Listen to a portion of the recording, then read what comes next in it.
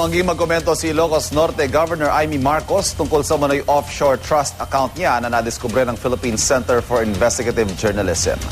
Naratong report ni Cara David.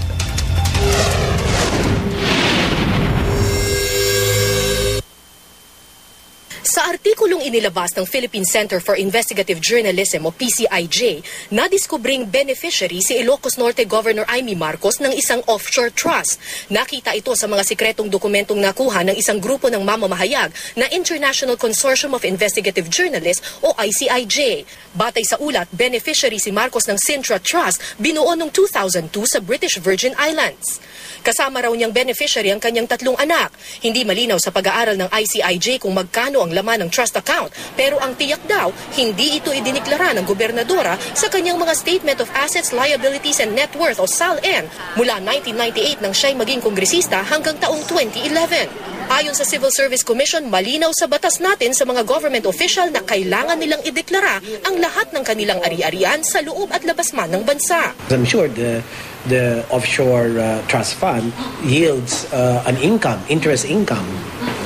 So not only is the offshore trust fund amount be declared, but also the interest. Ang offshore trust ay isang account na legal na binubuksan sa ibang bansa sa iba't ibang dahilan. Marahil upang maiwasan ang pagbabayad ng buwis o di kaya'y para maisikreto ang pondo. Ayon sa ilang abogado, ang mga ari-ariang nasa offshore trust ay mahirap makuha o mabawi. Kahit pa kasi may desisyon na ng korte, kailangan pang maghain ng kaso sa bansa kung saan nakalagak ang trust account. Interesado raw ang Presidential Commission on Good Government na malaman kung bahagi nga ba ng sinasabing ill-gotten wealth ng mga Marcos ang laman ng Sintra Trust. At 2 pang trust account kung saan nagsisilbing financial advisor si Governor Marcos, ang ComCenter Corporation sa British Virgin Islands din at M-Trust sa Malaysia na isinara noong 2009. Tungkulin daw ng PCGG na imbestigahan ang mga bagay na ito at depende sa mapag-alaman kung itutuloy ang paghahabol dito. Sa Ilocos Norte, humarap sa media ang magkapatid na Senator Bongbong Marcos at Governor Marcos, pero hindi nila sinagot ang mga tanong ukol sa isyong ito. Iwanan muna natin kasi may karugtong daw at saka yung abogado nang sasagot. Ayaw namin magsalita because it is essentially a legal issue.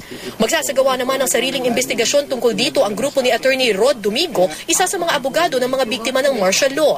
Makikipag-ugnayan daw si Domingo sa kapwa niya abogado sa kaso na nakabase sa Amerika para agad mapasilip ang umano'y trust account. Para sa unang balita, Cara David reporting.